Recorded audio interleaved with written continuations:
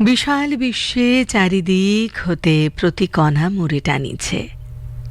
পথে চলার নেশায় বেরিয়ে পড়েছি বারে বারেই।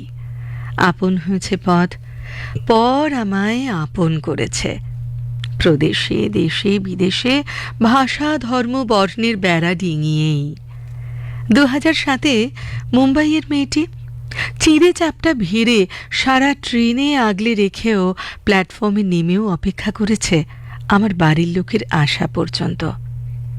2015-এ সিঙ্গাপুরে এক বিরাট মলে আপন মনে ঘুরছি, দেখছি। দাম জানতে চেয়ে বুঝেছি ওকে ধরিলে তো ধরা দেবে না, তাই কেনার আশা দিয়েছি জলাঞ্জলি। সুগন্ধির আকর্ষণে এক দোকানে, সেখানে কখন যে বিক্রেতা মেয়েটির সঙ্গে বন্ধুত্ব হয়ে গেল। হঠাৎ ক্লিক, তাকিয়ে দেখি চোখে মুখে বিস্ময় নিয়ে বড় শ্রীমান তার ক্যামেরায় মেয়েটির দামি সুগন্ধি উপহার গ্রহণ করছি নিমরাজি আমি।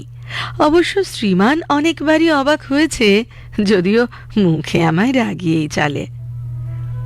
2022-এ আহমেদাবাদের ড্রাইভারের বাড়িতে রাজকীয় আদর আপ্যায়ন। মনে পড়ায় সুদূর বাংলার একদা অতিথি দেব ভাবা। 2016-এ প্যারিসে এক ভদ্রমহিলা গল্প করতে করতে বহু পথ হেঁটে গ্রেভিন মিউজিয়ামে পৌঁছে দিয়েছিলেন আমার প্যারিসের বনলতা। আর নটরডাম যাওয়ার পথে বাংলাদেশি মালিক প্রাতঃপান্ত করালেনি, লাঞ্চ প্যাকেটও দেবেনি। আমস্টারডাম যাবার পথে দোতলা ট্রেনে এক বয়স্ক ভদ্রলোক নিউজ পেপার সরিয়ে জমিয়ে গল্প শুরু করলেন। গন্তব্যে তাড়াতাড়ি নামছি, জানালেন তিনি নোবেল লরিয়েট। নামটা জানা হলো না, বড্ড আফসোস। রোমের রেস্তোরাঁ, বাংলাদেশি ছেলেরা নিয়ে আসতো মুড়ি, গাছ থেকে পেরে আনতো শরবতি লেবু, পছন্দের খাবার রেঁধে দিত। প্রাগে আসার পথে ট্রেনে এক নামজাদা সাংস্কৃতিক দলের সাথে আলাপে প্রলাপে বন্ধুত্ব গড়িয়ে চলে।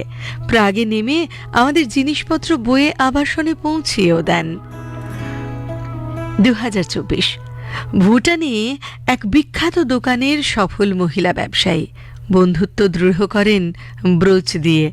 আর এক ভদ্রমহিলা উত্তরীয় পরিয়ে কফি, স্ন্যাক্স, মিষ্টি এবং রাজা রানীর ছবির এক মেমেন্টো উপহার দিয়ে বন্ধুত্বে আবদ্ধ করেছেন। কালচক্রে চিরতরে হারিয়ে যাওয়া বন্ধুদেরও অনুভব করিত। এইভাবে বন্ধুত্ব বৃদ্ধি ঘটেই চলে ঘরে বাইরে, সে গোয়ায় বা সিকিমের আডিটারে। আজও বাঁধনে ঘরে ঘরে আছে পরমাত্মীয়, তারে আমি ফিরে খুঁজিয়া।